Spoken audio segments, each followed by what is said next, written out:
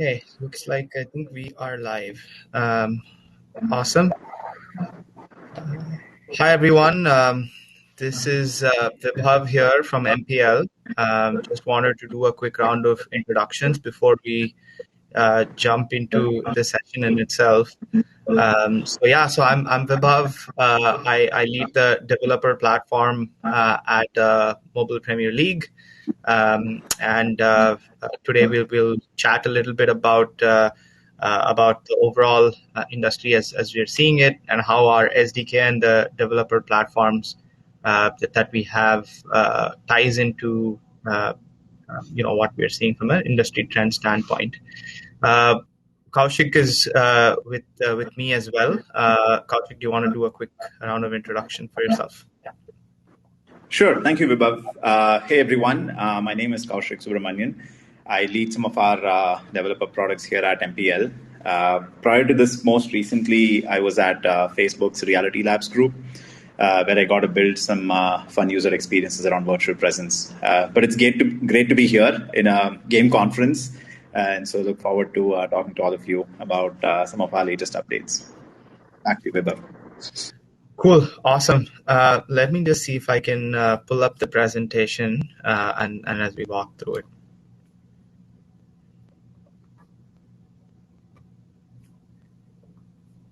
Okay.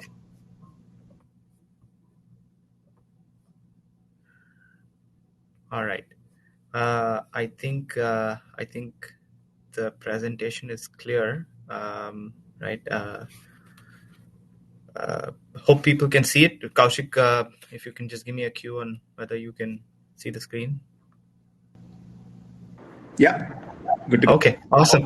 All right, so let's go and jump right into the session. Right, this is decoding SDK for game developers. That's the session right now. All right. So from our standpoint, and what we believe at MPL is that mobile gaming is the future of entertainment. We have a variety of reasons for this belief, and let me walk you through some of that. Right. So specifically in India and more so globally, mobile gaming is growing quite rapidly. Right. So if you look at the chart on top, you could see the growth right from 2018 to 2022, which is a projected number. But the number of people who are online gamers, and which is essentially a volume metric, and your value metric, which is the online gaming revenue, you can see that both of them are literally growing, several percentage points every year, compounding for the foreseeable future. Right. This is aided by very strong tailwinds. I'll jump into a few of them.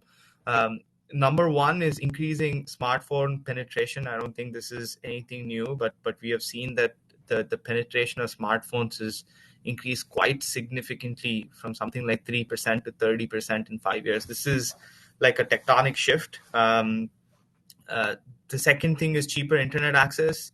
This is again something that I think most of you all are familiar with, and this is essentially helped gain access to the internet through the smartphone. We're also seeing the rise in digital payments.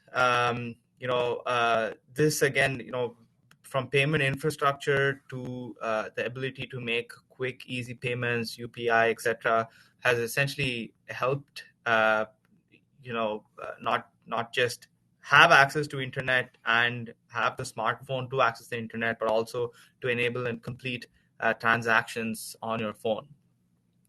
Then, of course, there's a demographic part to this, which is predominantly young population. You can see that our nation, or specifically India, is majority of them are under the age of 35, which aids to the gaming trends. And disposable income again has gone up quite significantly, and this will continue to do so in the future as the economy progresses. So all of this put together is essentially enabled both the volume growth as well as the value growth for mobile gaming. Now, what does this mean for MPL and what does this mean for gaming, right? So what we're seeing is, and what we expect is, that there are competitive gaming and esports formats which we think will do very well, and we're already seeing some great numbers on that, right? I think the leftmost metric is something that we already covered in the previous slide, but we're seeing that the amount of time that users are spending on these gaming apps has gone up pretty significantly, right? So not just that you have the value and the volumes, but you're also seeing great engagement. Now, in terms of formats, pay-to-play format is amongst the fastest growing format. It's compounding at almost 40% annually.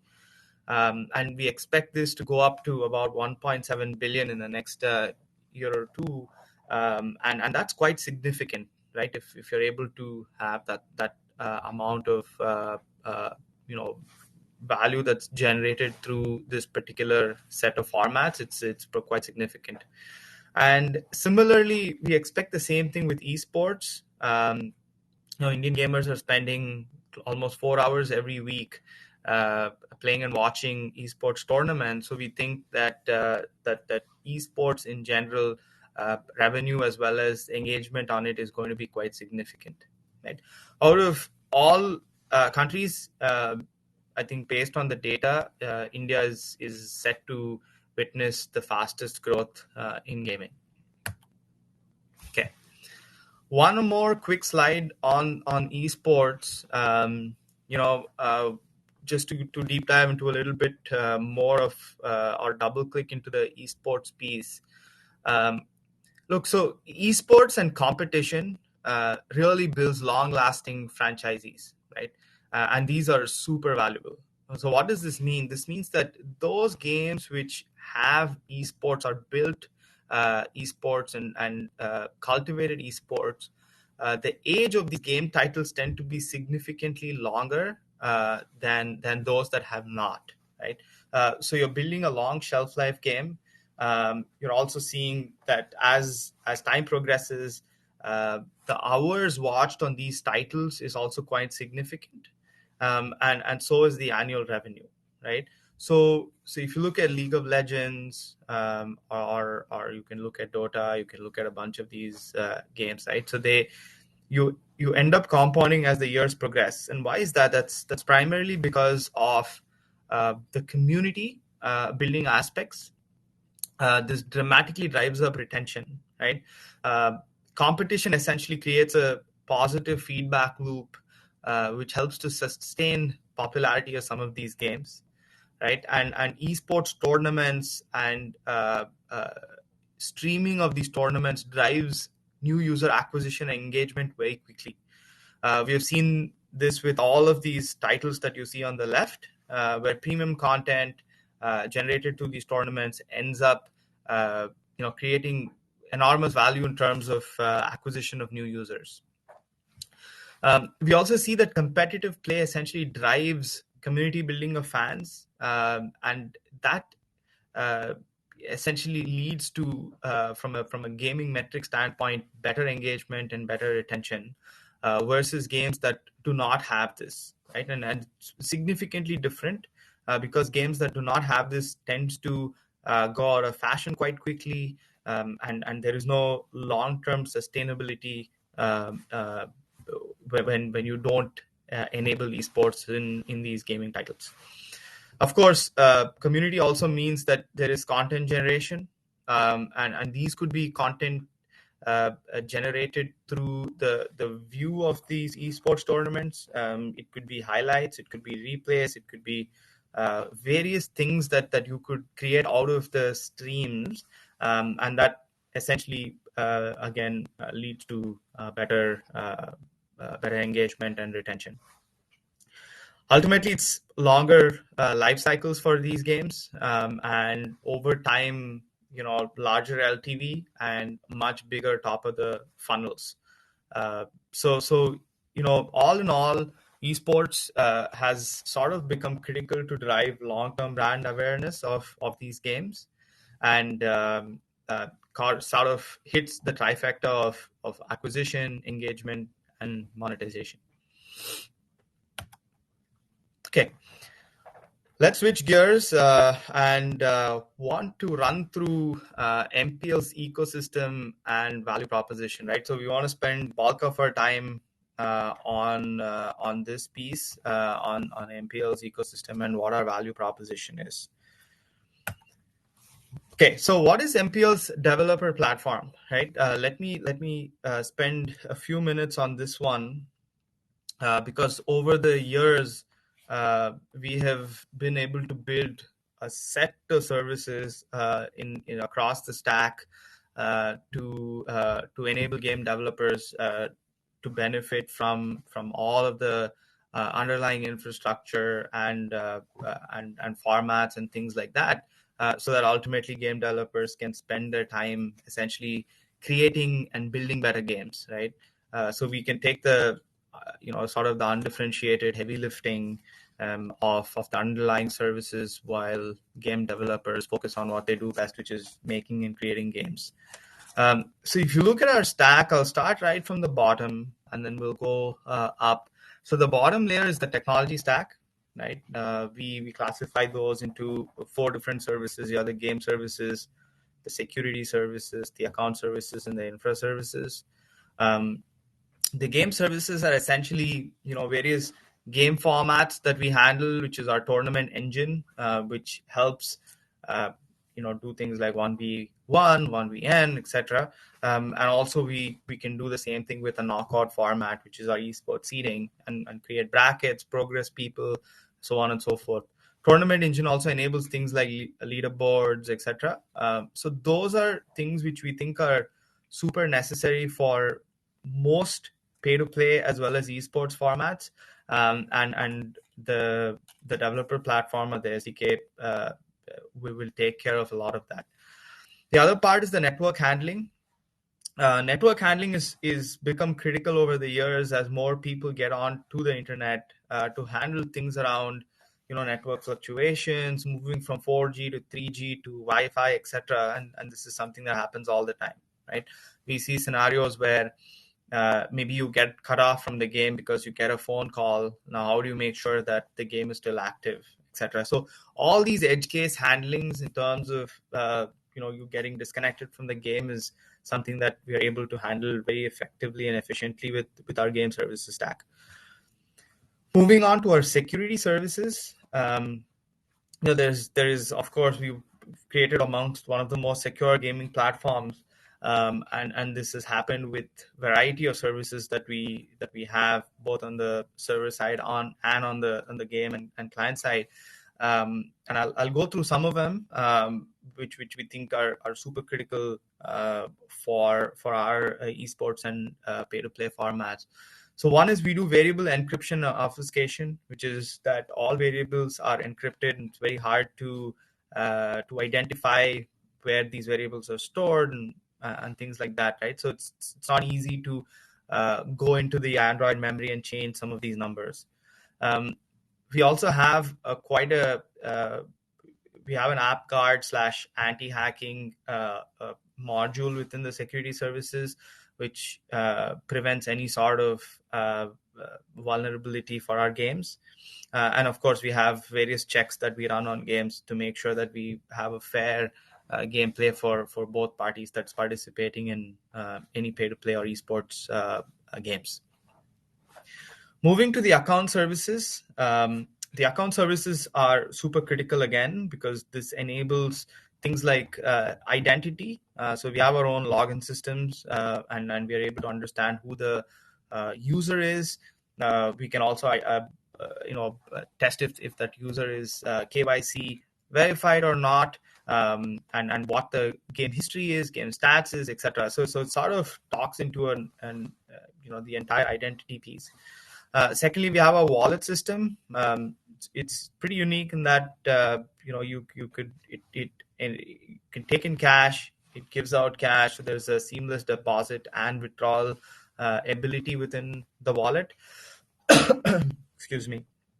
And then there's the help desk, which is our customer service flow. That's something that we offer out of the box. And of course, the profile section, which sort of is in conjunction with the MPL login, right? Profile is a service that's evolving, but it already has a whole bunch of features. We are expecting to add a lot more features there and make it more rich. And then on the infra side, we have various services, and some of them are, of course, the matchmaking to make sure we match players' basis skill that they have on the game to make it again a fair, a fair match between any two participants. We're also able to do esports at scale, which means that we can, if you want to have 100,000 participants, there are not that many companies out there that will be able to handle that sort of traffic, especially as you peak and trough. So we are able to handle very large spikes in terms of traffic for esports. And finally, we have our updater/download manager, which makes sure that any updates to the game that the game developer needs to send are again handled seamlessly. So overall, this gives you a sort of sense into or a peek into the technology stack. And let's move up to the value stack. So the value stack, we've divided into the acquisition and engagement features and the monetization features, right? So on the acquisition and engagement side, we have various game progression formats. This is to make sure these are, call it retention levers. They essentially make sure that users are able to play, they're able to progress, they're able to unlock and sort of have that loop going, which we have seen has tremendous improvements in retention for our games. We also have the free-to-play esports. The free-to-play esports acts as an acquisition channel as well as an engagement channel for users to come and play and enjoy a variety of games, right? And then we have broadcasts, and these are essentially streams of some of these games, which we think are esports first games. And for instance, we have a pool game, we have a chess game. These are all games where we stream. We have the infrastructure to be able to push this onto YouTube, onto Facebook, as well as within the MPL app itself, right?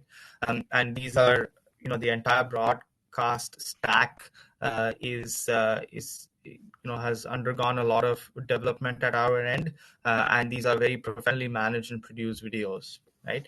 We've also seen that once we do this, we have seen that the engagement and acquisition in those games where we are able to do streams is actually quite significant compared to the ones that do not have that. Moving to the monetization side, we of course have the pay-to-play /1v1 battles, and these are things that we offer right out of the box.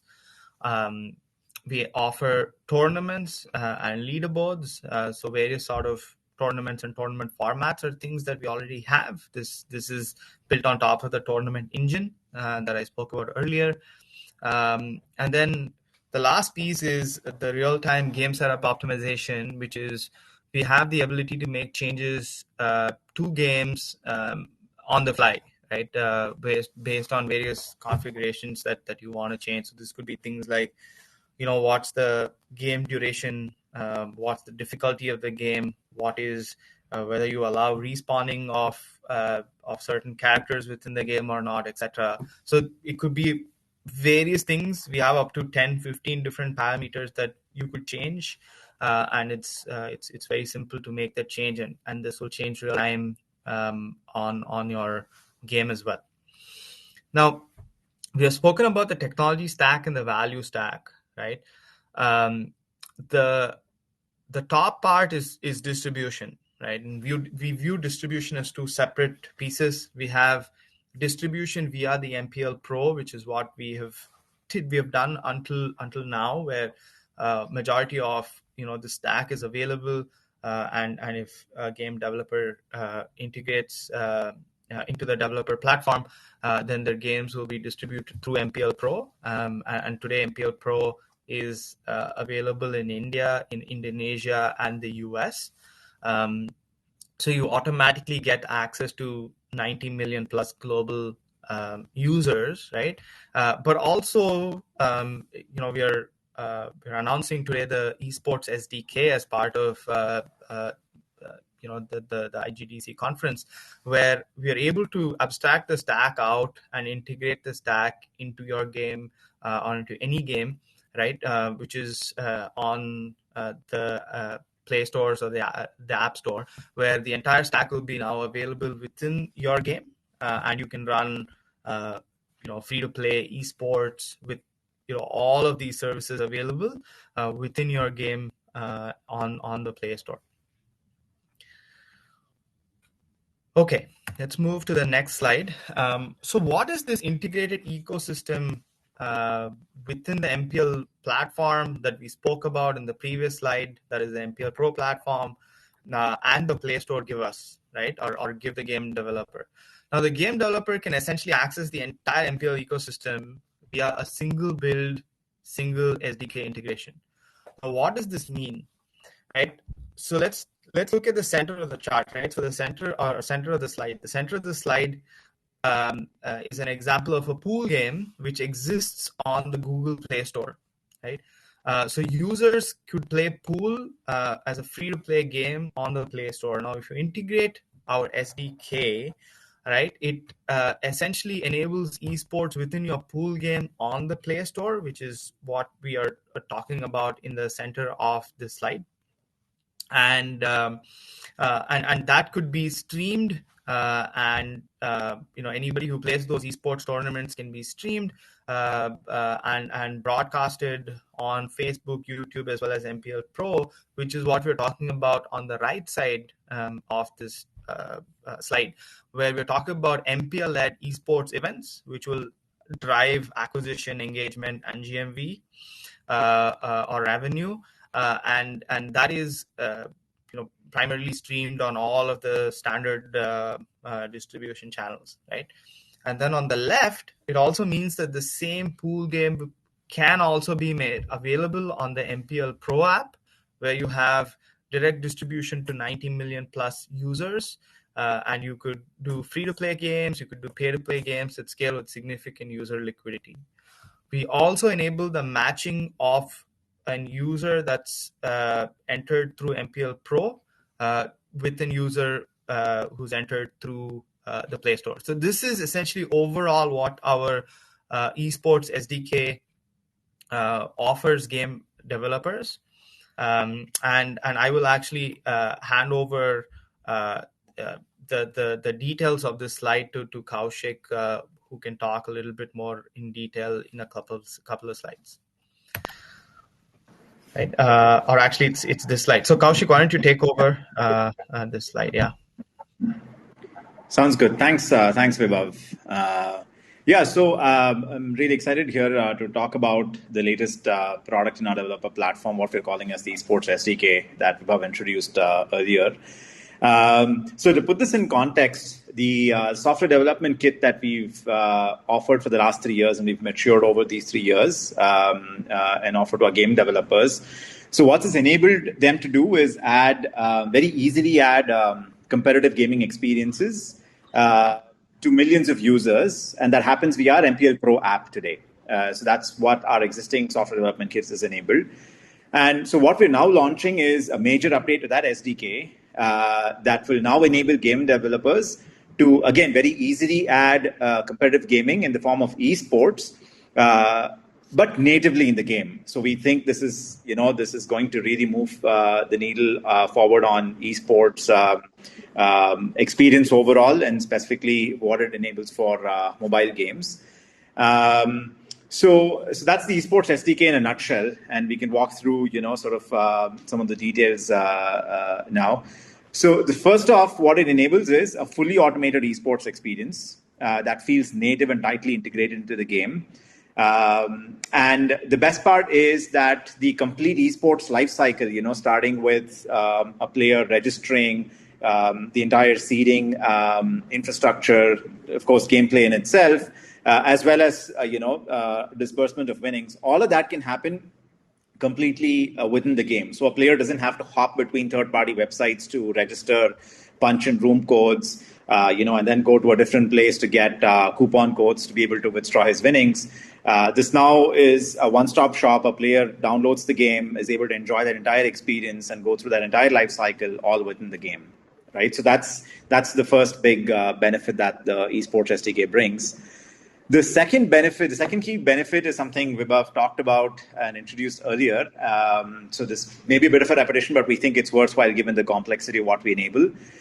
So this is the ability to target multiple distribution channels with minimal effort from developers. So we think we've really put in a lot of work to make this really easy in terms of developer efficiency.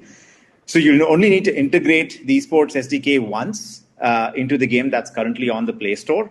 And with that single integration and single build, you're now able to enable two different types of experiences at the same time. So for a player who goes and downloads your game that has this SDK integrated from the Play Store, the player will now be able to enjoy large-scale esport tournaments that happen natively in the game.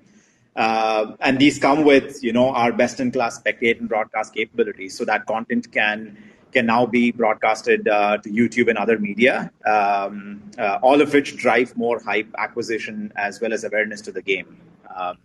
The second experience that this simultaneously enables is for our 90 million plus users on MPL Pro, where we can now offer all of our competitive gaming formats, including pay-to-play, to your game. So this now provides an alternative and a more effective mode of monetization. This is something we've always done before, but now with this single build and single integration, we're now able to target both of these at the same time.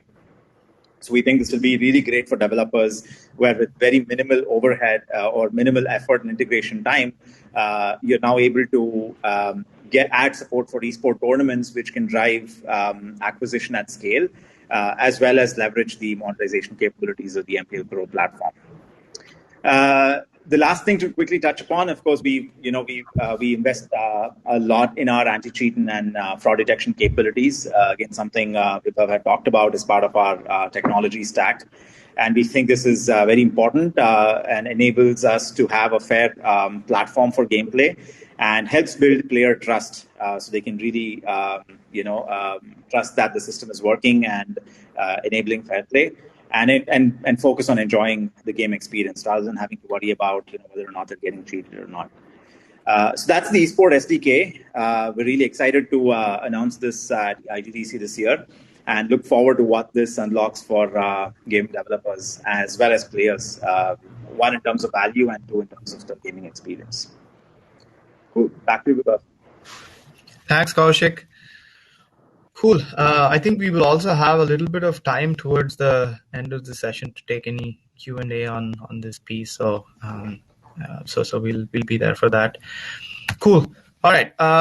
So last few slides, just want to talk about a little bit more around what Kaushik already spoke about, right? So which is essentially how the SDK allows for both distribution models. So until now, we were able to offer integration into the MPL Pro app for distribution. Now we are able to do the native esports experience within the app stores itself, where essentially think of it as a separate esports section that is handled by MPL. This is fully automated, as Kaushik already spoke about. In addition, we can also we'll also offer the entire broadcast stack, which is having professional broadcasters actually broadcast the streams.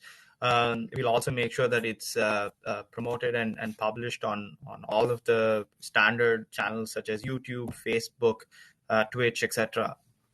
So that's the idea in terms of the distribution models that the SDK allows for.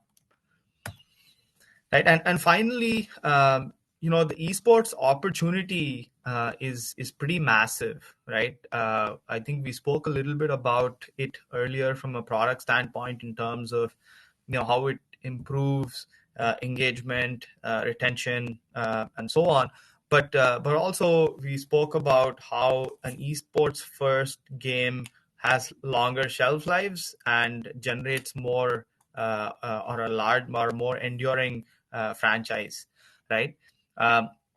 We think in addition, the esports experiences that are offered in the industry today are ones which are more manual. So where essentially these are not built for scale, rather they are controlled environments, and they're not automated, which sort of restricts how large some of these things can get. Our vision is obviously to have folks all over the world compete and play, and do it in a very automated fashion, right? And that's really the key to unlocking scale that even Kaushik spoke about earlier. So what the entire esports stack essentially gives is that the opportunity to organize massive digital esports tournaments, which will completely be handled and conducted by MPL. We will be able to have literally infinite content that can be broadcasted, and we have seen time and again that as you put out more content, there's more content that's created on the content that you put out, and so on and so forth, which leads to a compounding effect over time. And all of this drives pretty massive viewership, awareness, and PR for the game. It just makes it so much more popular.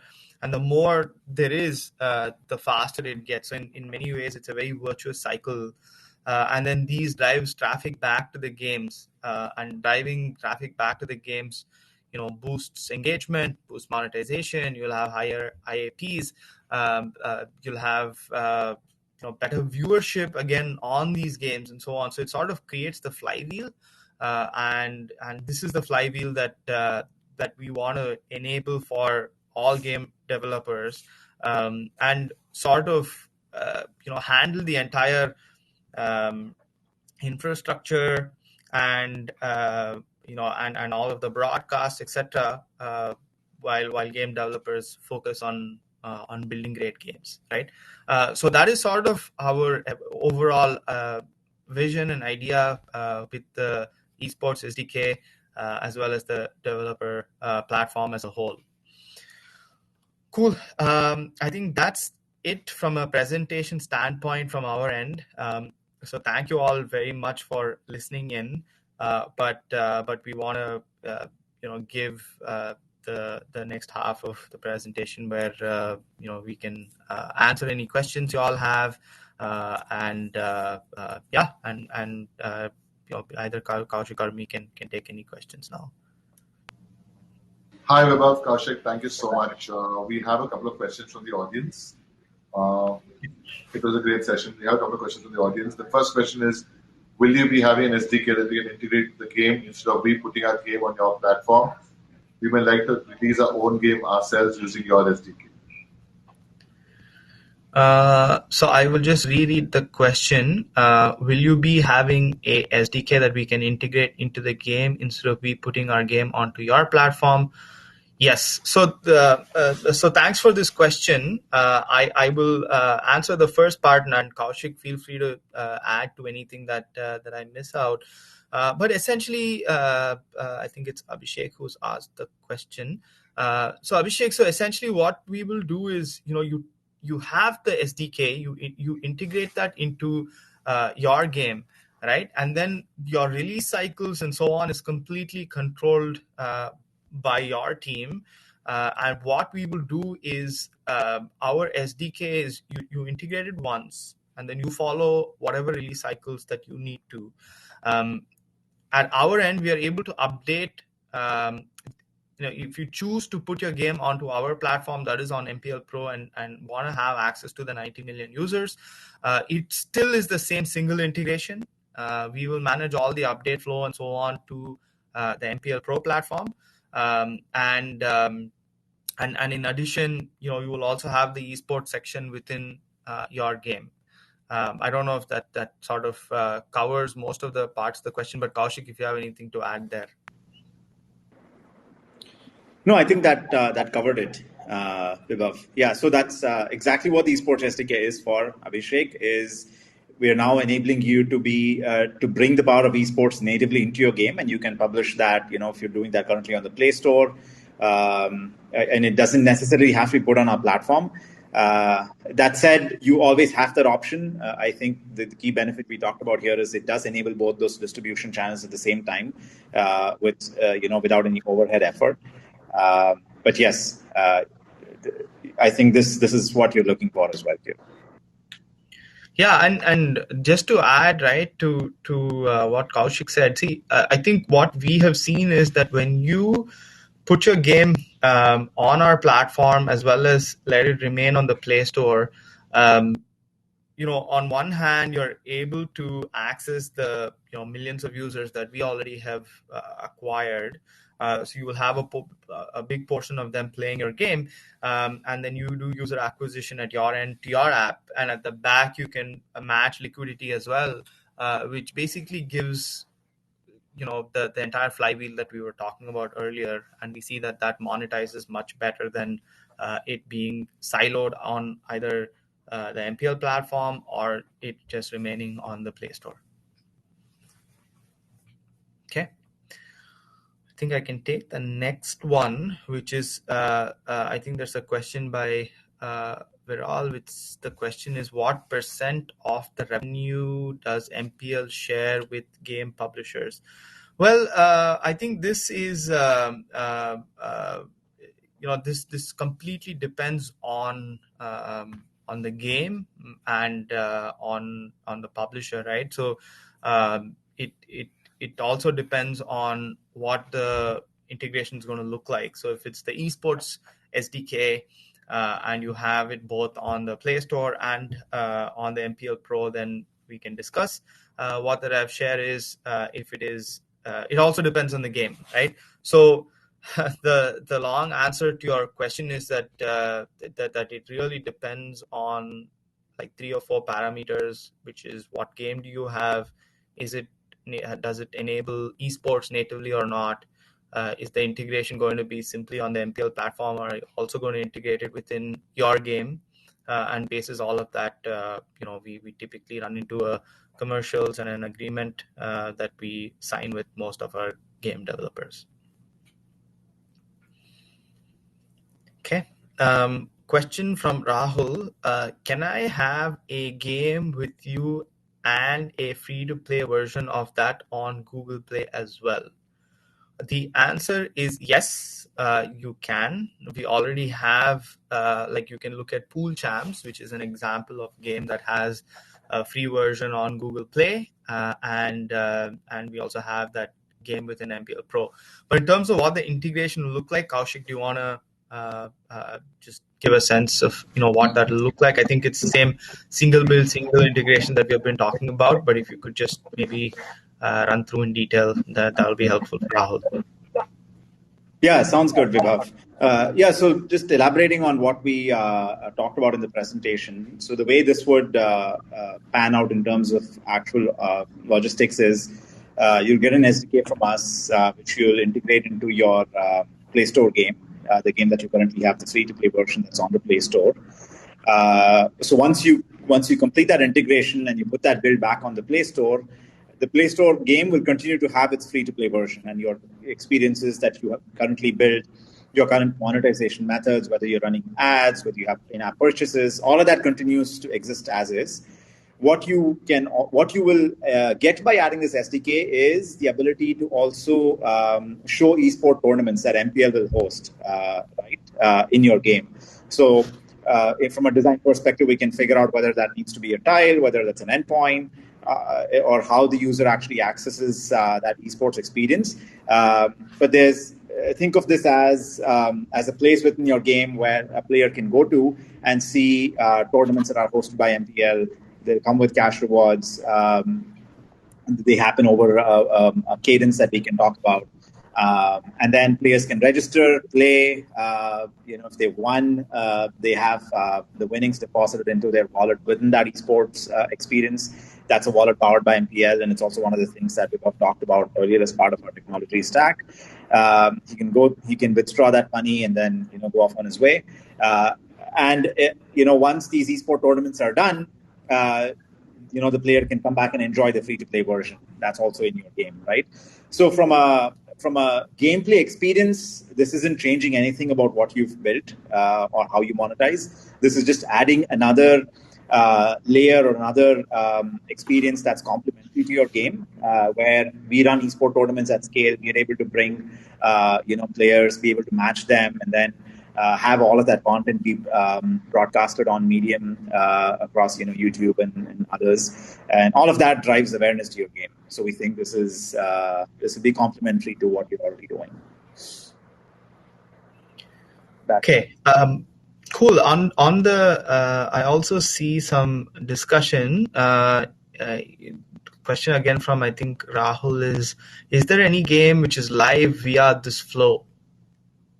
And I think the answer is yes. You can look at Pool Champs, which is available on the Google Play Store, and you should be able to see the flow there. Okay.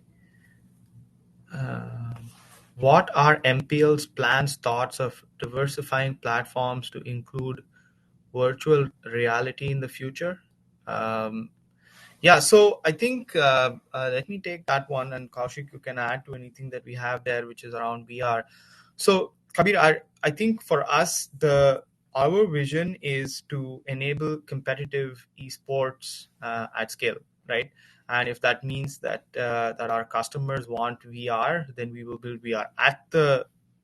While we don't publicly talk about a lot of the roadmap that we have set out to launch for various reasons, but what I can say is that that we don't see VR as a big or the next big request from our customers at the moment.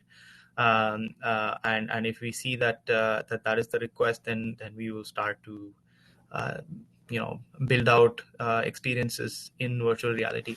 But overall, right, our platform does not require a lot of extra work in terms of enabling VR. We still think that a lot of the work, especially when it comes to VR, would have to be in the game in itself. So the game, as a game developer, if you came with a game that enables virtual reality experiences, then from our end, a lot of the other value as well as the technology stack will almost cover most of it. There'll be a little bit of development at our end, but that is something that we could always take on. Okay. Q&A. What kind of games would you like to have on your platform? Asked by Anonymous. Okay. So what kind of games? So well, we are looking at various genres, right? So if you open our app, you can see there are probably at the moment something around 60 to 70 games, right? And we are looking to constantly add games in all of those genres. And we have sports games, we have card games, we have casual games, we have hyper casual games, we have shooting games, and so on and so forth. So anything that furthers and builds depth to our portfolio is something that we would love to have. Typically, the few things that we look at when we select our games is our users like shorter gameplay experiences. So if these are games that are not very long running, it's better for us. We need to have some minimum level of game art in it, and want to put out high quality games. We want games which preferably are also esports worthy, right? So we would prefer to have those sort of games, but of course we know that the users that come and play on our platform do like non-esports games as well, so we will always have that on our app. But if it's esports worthy, then it's better, as we've seen through the presentation. I think those would be the major filters. Kaushik, do you have anything to add? No, I think that covered it. Okay. I think there's some more questions.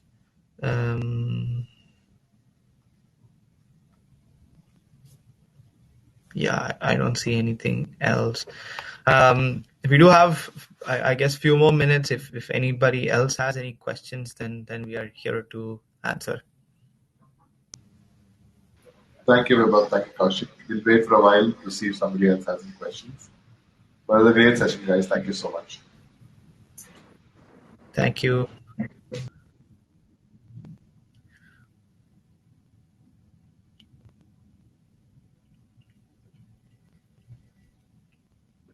According to analytics or data, which games will be in the future? Uh, Well, let me take a shot at this, and Kaushik, you can add your viewpoint here as well. In general, analytics or data, what we have is very backward looking, right? So we use analytics and data to improve our existing games mainly. Uh, a lot of games is more an art than it is, or is as much art as is it science. So so really it's about the delight that it creates for our users, and it's very hard to measure and say that these are the ones that will definitely do well or not do well. But we know that the boundaries of constraints, that we know that if we have a game that's 2 hours long, it generally does not do as well, because our users are not those that play for such a long period of time. So anything that's very, very where the gameplay times are very long, typically doesn't do that well. Similarly, games that are not, we don't do this churn of games where we put a game for 3 weeks or 4 weeks and throw it out and get another game. So things which are not of high fidelity are things that we wouldn't do.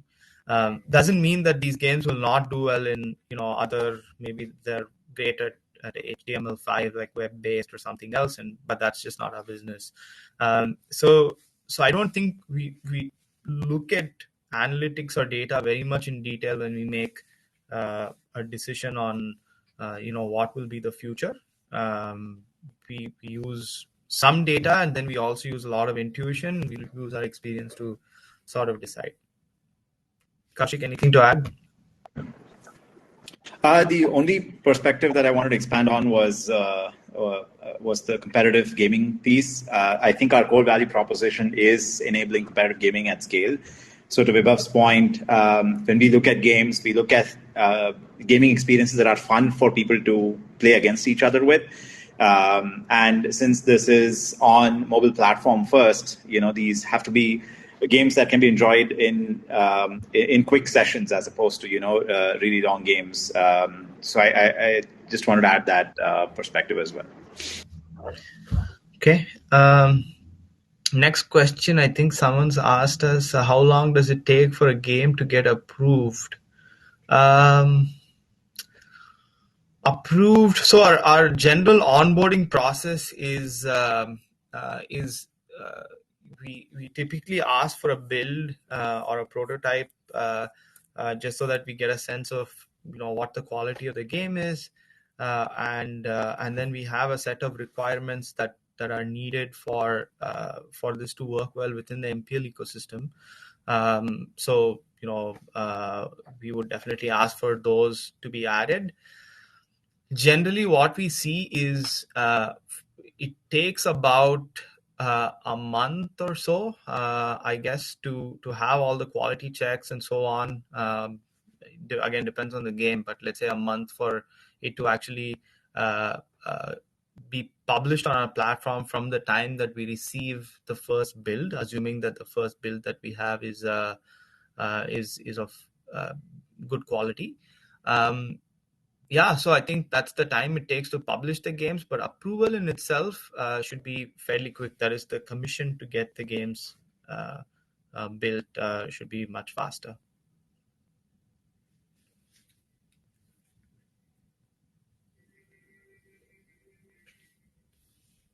Okay.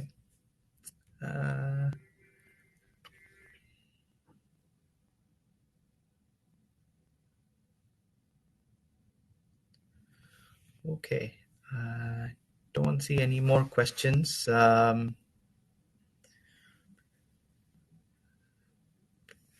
I think there's one more. Okay, how do we connect with you to discuss more in detail?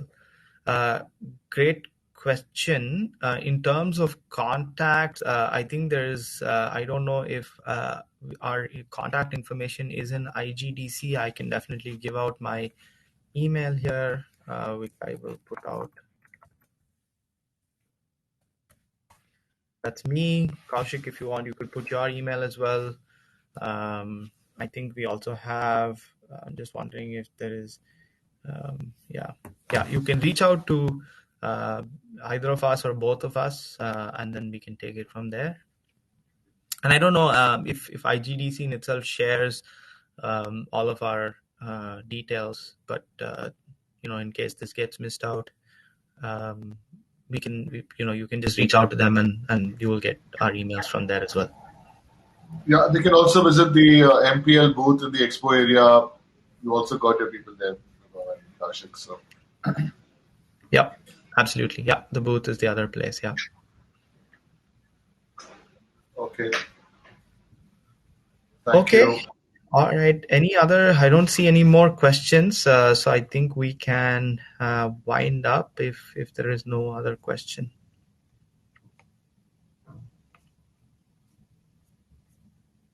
All right. I think we can end the session here. Please do reach out to us. You've got our contact details. Please do visit our booth as well. All of the collateral and the material around our announcements and our developer features and the entire stack, etc., should already be there, so they can share that as well for your review, and you can take your time to go through it. Awesome. Thank you all. Really appreciate you all spending this time and listening to us. We hope to interact more with all of you. Thank you. Thanks, everyone. Thank you.